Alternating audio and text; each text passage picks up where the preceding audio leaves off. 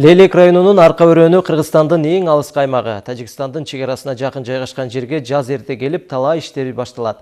Бул өрөөндү суу менен насостук станция камсыз кылат. Ага үзгүлтүксүз электр энергия берүү үчүн 3 көмөкчү чордондо учурда оңдоп түзөө жумуштары жүрүүдө. Бул Лейлек районунун Арка өрөөнүн суу менен камсыз кылган насостук станция. Ал 3 бөлүктөн туруп, ар бирин электр энергиясы менен камсыз кылуу үчүн көмөкчү чордондор жайгашкан. Учурда жазгы суугат мезгили башталганча кезектеги оңдоп түзөө жумуштары жүрүүдө. Ушул жерде биз Арка өрөөнүнө текшерүү ремонт кылганы ушу 3 подстанцияга келгенбиз. Азыр Селиндия подстанциясында турабыз. Марская подстанциясын ремонттон чыгардык. Кудай кааласа ушул дагы бир подстанциябыз бар. Ошол жумуштан чыгарсак, ошо Арка жергесинде ошо электр станцияларына ошо үзгүлтүксүз чыңалууну бергенге даярдап атабыз азыр ушул моментте. Азыр ушул жумуш жүрүп атат. Арка өрөөнү суу менен камсыз кылуу үчүн насостук станцияга электр энергиясы Тажикстандан алынгандыктан, Кыргызстан электр энергия үчүн ири суммада акы төлөйт. Ошондой болсо да электр энергиясы суугат мезгилинде үзгүлтүккө учурайт дейт жергиликтүү тургундар.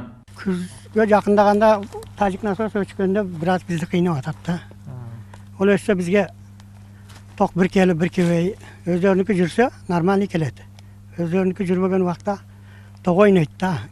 Кебей калган убакта насосторго өчүп калып кыйнап.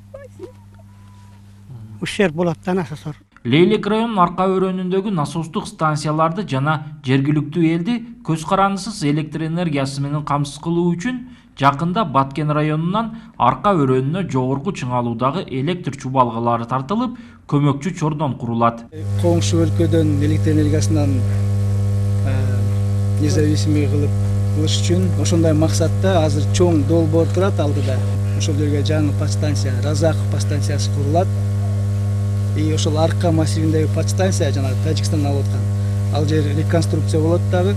Экөөнүн ортосунда 51 километр аба линиясы курулуп, ошого жаздан баштап иш башталган турат азыр чоң долбоор. Тажикстан менен чектешип турган Лейлек районунда 30 000 гектардан ашуун эгин аянттары бар. Алардын көбү насостук станциялар аркылуу сугарылат. Андыктан аймак көз карандысыз электр энергия менен камсыз болсо, кошуна өлкөдөн электр энергияны сатып алууга муктаждыгы жоюлат. Улан Маккамбаев, Абдрашид Саттаров.